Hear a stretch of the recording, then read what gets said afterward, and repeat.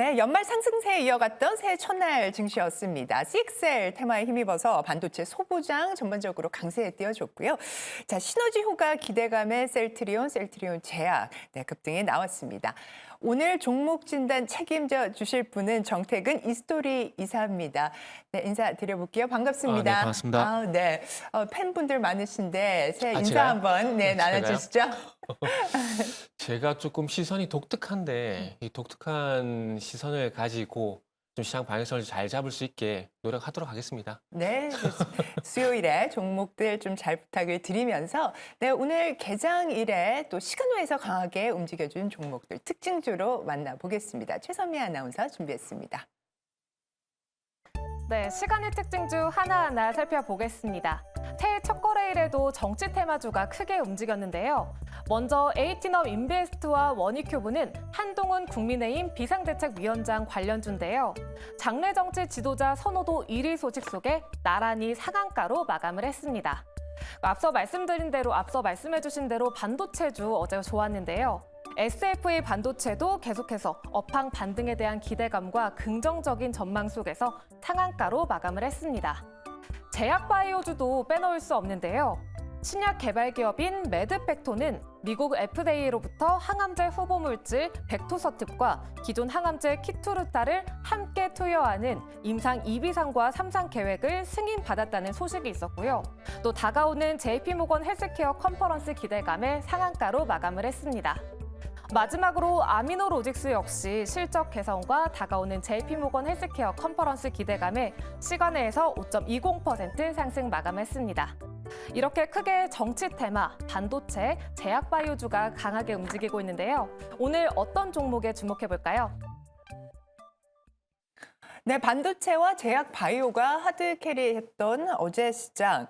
자, 첫날 새해 첫 개장일 어떻게 보셨습니까? 간단하게 좀 부탁드리면요. 역시 가는 게 가는구나라는 네. 말씀을 드려야 될 것 같아요. 일단은 반도체 같은 경우는 계속해서 아시겠지만 올해 주도주로 계속 이제 지목이 되고 있는 상황들이고요. 그리고 이제 금리 인하가 계속 화두가 되고 있는데 금리 인하 수혜 섹터 내에서 이렇게 순환매가 돈다라고 보시면 될 것 같아요. 그러다 보니까 풍력, 태양광, 자동차, 바이오 좀 이어왔는데 네. 바이오 같은 경우는 이제 저 개인적으로는 물론 금리 인하 같은 것도 큰 이슈긴 하지만은 대규모 자금 조달이 좀 필요한 산업이잖아요. 그러다 보니까 금리 인하도 이슈긴 하지만 중요한 건 이제 거기서 그 바톤을 이어받아 가지고 이제 실적이 됐던 신약이 됐던 이런 모멘텀들이 나와야 되는데 그런 측면에서 좀 보게 된다라면은 이제 블록버스터급 신약. 네. 전 개인적으로 이 모멘텀이 좀 작용이 돼야 업종 전반적으로 좀 강하게 가지 않을까 생각을 하고 있어요. 그러면 바이오 신약 네. 기업 중에서는 어차피 말씀을 좀 주셨으니까 네. 토픽 좀 여쭤봐도 될까요? 이 부분은 가장 적극적인 회사를 말씀드릴 수밖에 없을 것 같아요. 지금 네네. 합병 이슈 때문에 제일 강한 회사가 셀트리온인데 네. 셀트리온을 말씀드릴 수밖에 없는 것들이 서정진 회장이 항상 이렇게 뭐라 해야 될까요?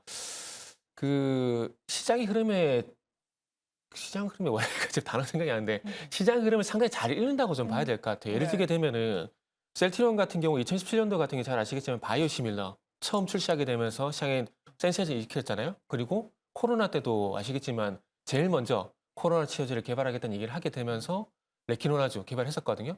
이번에 또 이제 정부에서 계속해서 작년에 정부에서 계속 나왔던 게 뭐냐면은 블록버스터급 신약을 2건 이상 키우겠다는 얘기를 했거든요. 근데 그 얘기가 나오자마자 서정진 회장이 복귀를 했고 셀트리온이 블록버스터급 신약을 개발했다는 얘기가 나왔거든요. 그런 흐름을 보게 되면 정책을 상당히 잘 읽는다라고 판단이 돼요. 네. 그러다 보니까 대장은 여전히 뭐 셀트리온이라는 말씀을 드려야 될 것 같아요. 그럼 어떻게 보면은 작년 이제 마지막 두 달에 상승세가 이렇게 좀 몰려서 급하게 네네네. 올라온 감이 있다 이렇게 보시는 분들도 좀 있는 네네. 것 같아요. 이제 그냥 시작일까요? 아니면은 조금 쉬어갈 수도 있는 구간이라고. 그때는 개인적으로 저는 1월 달 증시를 그렇게 좋게 보고 있지는 않아요. 아. 그러니까 바로 꺾인다라는 것들은 네네. 아니고 그러니까 11월 달, 12월 달 증시가 좋게 되면 좋았을 때는 그 다음에 1월 달이 안 좋은 경우가 상당히 많았었거든요. 그런 경험치를 보게 되면 저는 개인적으로 2020년 11월 달, 12월 달, 2021년 1월 달을 봐야 된다고 보고 있거든요. 그때 당시 보게 되면 이제 11월 달, 12월 달 증시 상당히 좋았어요. 그래서 그 흐름이 1월 달 초반까지 갔었거든요. 네. 갔었는데 결국 중요한 건 중반으로 넘어가게 되면서 상승이 좀 정체가 나왔어요. 그래서 확률이 통계가 항상 맞는 것은 아니지만 이 결국 확률이거든요. 그런 측면에서 보게 된다라면은 개인적으로 2021년 1월 달 그때 좀 생각을 하고 네네. 저는 개인적으로 지금 증시를 즐기되 즐기되 중요한 것은 현금 확보도 좀 했으면 좋겠다는 말씀 드리고 싶네요. 네, 투자 전략 이렇게 한번 챙겨봤습니다. 저희가 앞서서 지금 시간외에서 네. 강했던 종목들 특징주로 만나봤고 그중에 한 종목 한번 살펴보겠습니다. 어떤 종목 볼까요? 사실 이슈로 보게 되면은 SFA 반도체라든지 뭐 매드팩터, 더구전자 같은 종목들을 봐야 되거든요. 근데 아미노로직스를 좀 픽을 했어요. 저한테는 좀 생소한 기업입니다. 저도 생소합니다.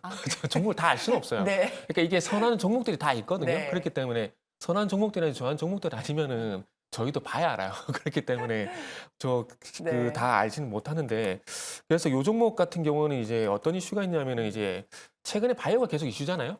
그러다 보니까 이제 암세포 파괴시키는 항암 기술을 또 새로 발견했다는 뉴스가 나오게 되면서 시간에 그래서 5% 정도 상승이 좀 나왔습니다.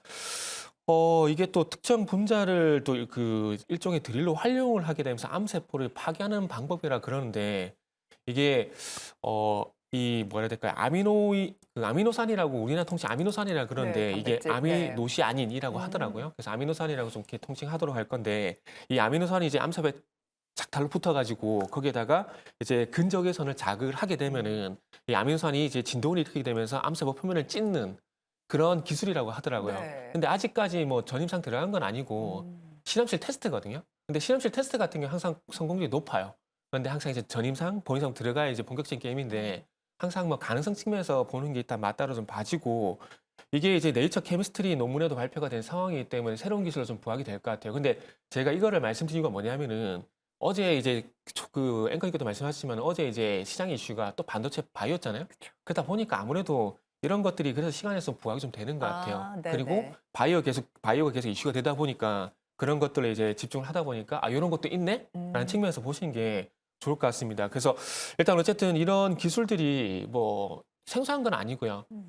그 우리가 코로나 시국 거치게 되면서 이제 손 이제 잘 씻을 얘기 많이 했었잖아요. 근데 그 비누에는 계면 활성제가 바이러스 표면의 지방을 찢게 되면서 바이러스 파괴하는 그런 역할도 하거든요. 그거랑 비슷한 기술이라 보시면 될 것 같아요. 그래서 네. 이게 만약에 상용화가 되게 된다라면은 상당히 이제 뭐 이 암 치료 기술도 이제 업그레이드가 될 건데 아직까지 뭐 실험실 단계니까 시간이 아직 너무 많습니다. 많아서 그렇게 한 이슈로 좀 보시는 게 좋을 것 같고 그러면 이제 아미노로직스가 또 무슨 연관성이 있느냐? 네. 이 회사가 이제 아미노산 유도체 화합물을 제조하고 판매를 하고 있거든요.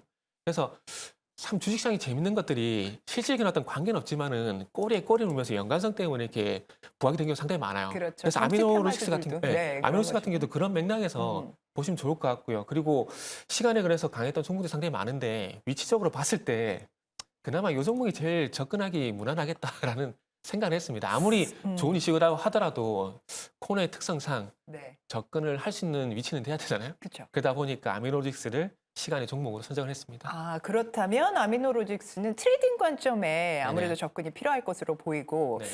자, 그러면 가격적인 부분 차트로 한번 확인을 해보겠습니다. 알겠습니다. 가격적인 측면을 보게 되면 오늘 시간에서 5%가량 떴기 때문에 아마 네. 갭이 동반될 수 있을 것 같은데 그럼에도 불구하고 이제 아래 꼬리를 한번 노려본다는 관점에서 매수가 밴드를 1,470원에서 1,520원 정도 일단 한번 제시를 하고요. 그리고 목표가는 1,700원 그리고 손절가는 1,400원 일단 한번 제시해 보도록 하겠습니다. 네, 좋습니다. 아미노로직스 시간외 특징주 중에 저희가 살펴봤습니다. 저희가 이제 JP모건 헬스케어 컨퍼런스를 앞두고 있는데 네네. 8일에서 11일로 알고 있습니다. 이제 많은 이벤트 모멘텀을 네. 가지고 있는 종목들 같은 경우 특히나 좀 제약바이오 관련해서 뭐 이제 이렇게 올라오고 있는 상황에서 네. 만일 재료 소모열로 어떻게 보면은 좀 큰 폭의 조정이 오래 갈 수 있는 그 가능성은 있을까요? 어떻게 좀 보십니까? 1월 이후에 중순 이후의 흐름은 어떻게 가져가야 될까요? 만약에 시장이 좀 주춤해지게 된다라면은 바이오만 쉬는 게 아니라 전반적으로 다 쉬어갈 가능성이 높다라고 보는 게 맞다고 봅니다. 지금 어쨌든 시장의 주도 섹터가 반도체 바이오인데 제가 예상한 대로 만약에 시장의 상승이 주춤해지게 된다면은 바이오 그리고 이제 반도체 쪽이 주춤해질 가능성이 있기 때문에 JP모건 헬스케어에 대한 이슈는 좀 그러니까 이게 뭐라 해야 될까요? 이게 전부 이 부분이 이게 바이오가 좋을 때는 이렇게 컨퍼런스가 부각이 되는데 안 좋을 때는 부각이 안 되거든요. 네, 그래서 그런 작년도 측면에서 그랬던 것 같고. 예. 보게 된다라면은 아마 시장 주춤해지게 된다라면은 말씀하신 것처럼 소멸이 됐다라기보다는 선반영 음. 이렇게 좀 보시는 게 맞을 것 같아요. 네, 좋습니다. 자, 그렇다면 이제 외국인 수급 특징주 상황도 좀 살펴보겠습니다. 어제 외국인은 코스피에서 2,300억, 코스닥에선 1,300억 정도의 순매수 규모 보였습니다. 최근 연속성 있게 외국인들이 담고 있는 종목들 만나보겠습니다. 네, 외국인의 픽 알아보겠습니다. 먼저 SK바이오판입니다. 제약바이오주가 본격 반등할 것이란 전망이 나오고 있는 가운데 JP모건 헬스케어 컨퍼런스에서 아시아 태평양 세션 발표 기업으로 참가합니다. 또한 증권사에서는 자체 개발 판매하고 있는 엑스코프리 매출로만 내년에 흑자를 달성할 것이라는 의견이 있었는데요. 외국인이 15거래일째 담고 있습니다. 다음은 바텍인데요. 치과용 CT 기업입니다. 3D CT 신제품 출시와 4분기 미국 매출이 증가할 것이란 기대감 속에 7거래일째 매수가 보여지고 있고요. 이어서 8만 전자를 코앞에 둔 삼성전자인데요. 반도체 업황 턴어라운드에 따른 기대감, 또 온디바이스 AI, CXL 등 신기술 모멘텀에 따라서 매수세 이어지고 있습니다. 외국인이 6거래일 연속 매수하면서 연일 52주 신고가를 경신하고 있습니다. 기아도 외국인이 6거래일 담고 있는데요. 올해 미국 시장에서 스텔란티스를 제치고 시장 점유율 4위에 올랐다고 합니다. 네, 마지막으로 동진세미캠인데요. 어제장 반도체 소재 부품주들 상승세를 보였습니다. 동진세미캠도 외국인이 사들이는 모습이었습니다. 올해 반도체 업황 턴어라운드에 따라서 올해 반도체줄 따라서 이렇게 담는 게 좋을까요? 네, 어떻게 보십니까, 이사님? 어제장 그 뉴욕 증시 마감 상황이 조금 아쉽습니다. 필라델피아 반도체 지수도 4%대 이렇게 하락을 해서 이런 부분들이 지금 우리 시장에도 조금 반영이 되지 않을까 하는 걱정이 좀 됩니다만 일단은 외국인 수급의 특징주 중에서 어떤 종목 볼까요? 동진 세미캠을 일단은 준비를 했는데요. 이게 이제 조금 전에 브리핑에서는 하루라고 나왔는데 7연속 매수가 들어오다가 하루 끊겼다가 다시 들어온 거예요. 네네. 그러면은 최근 8거래일 이렇게 좀 어거 좀 씌우고 싶네요. 그래서 네. 그렇게 좀 될 것 같고요. 어저께 이제 보시게 되면 그동안 부각되지 못했었던 이 반도체 소부장이 될까요? 이쪽에 상승 강세를 보였었거든요. 그동안에 HBM이라든지 온 디바이스 AI 뭐 이쪽으로 상당히 쏠림 현상이 나오다 보니까 소위 말하는 이제 그 가동률과 연관성 있는 소부장 쪽 같은 경우 좀 소외가 되는 부분도 있었어요. 소재 부분 쪽에 있었거든요. 그런데 두 가지 소식이 좀 이제 호재로 작용이 된 것 같아요. 하나는 뭐냐면은 반도체 수출. 12월 달 반도체 수출이 110억 달러를 기록을 하게 되면서 전년 대비 21.8% 증가를 했습니다. 그래서 11월 달, 12월 달 이제 플러스 돌아서는 모습이 나왔었는데 이게 결국에는 HBM이라든지 이런 그 생성의 AI 이쪽과 연관된 이제 반도체 쪽이 수출이 좀 증가를 하게 되면서 이런 효과들이 나왔는데 중요한 건 어쨌든 이제 HBM이라든지 그리고 하이엔드 디램 쪽이 이제 이끌게 되면서 이 디램 시장이 전반적으로 이제 좋아지고 있다는 부분들 앞으로 전 개인적으로 이제 낸드 쪽도 주목을 좀 해야 된다라고 생각을 하고 있는데 어쨌든 뭐 이제 뭐 HBM이 선두로 나서게 되면서 이 디램 시장을 이끌게 되면서 2개월 연속 플러스 성장이 했었습니다. 그래서 이것뿐만 아니라 당연히 수출이 증가를 했다는 것들은 또 반도체 공정했던 공할 가동률도 올라갔을 가능성이 상당히 높습니다. 지금 작년 4분기 같은 경우는 가동률이 한 50%까지 올라왔다는 얘기가 있는데 올해 이제 1분기 같은 게 한 7% 이상 올라갈 가능성이 상당히 높다는 얘기가 있어요. 그러면은 공장 가동률이 올라가게 되면은 이 공장을 가동하기 위해서 들어가게 되는 어떤 소재라든지 그리고 소모품 이런 것들 수요가 또 증가할 수밖에 없어요. 그러다 보니까 이제 하나 머티리얼즈라든지 그리고 지금 말씀드리고 있는 동지세미캠이라든지 이런 기업들이 당연히 좀 부각이 될 수밖에 없다고 보시면 될 것 같습니다. 그래서 어쨌든 이제 반도체 시장이 전반적으로 이제 가동률이 올라가게 되고 업황이 좋아지게 되면은 이 계속 순환매가 돌 것 같아요. 그렇기 때문에 지금 또 소재에 관련된 기업들이 좀 부각이 되게 될 것이고 그리고 온 디바이스 AI가 얘기가 좀 셀 수 있는데 온 디바이스 AI가 어쨌든 뭐 이제 전 랜드 쪽도 이제 부각을 시킬 거라 보거든요. 온 디바이스 AI 같은 경우 두 가지 포커스를 맞춰야 되는데 하나가 이제 대용량에서 저장 장치 그리고 이게 전력 소모가 많다 보니까 전력 관리 이게 두 개 포커싱이 좀 될 것 같아요. 그렇게 보게 된다면 랜드 쪽이라든지 PMIC 쪽도 관심을 가져야 되는데 뭐 그 이전에 뭐 동지세미캠 같은 소재 쪽도 동반해서 같이 보는 게 좀 좋지 않을까 생각이 듭니다. 그래서 네네. 일단은 이제 동지세미캠을 그래서 좀 픽을 했어요. 네, 좋습니다. 동진세미캠.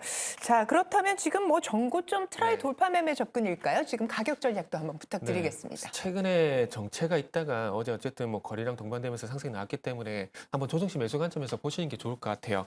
그 매수가 밴드를 제시해 보자면은 41,000원에서 42,000원 정도 일단은 말씀을 좀 드릴 거고요. 그리고 목표가는 20% 정도 잡았습니다. 그래서 48,000원, 그리고 손절가는 38,500원 제시하도록 할게요. 네, 좋습니다. 동진 세미캠 통해서 네, 관련된 반도체 소재 업황도 좀 짚어주셨고요.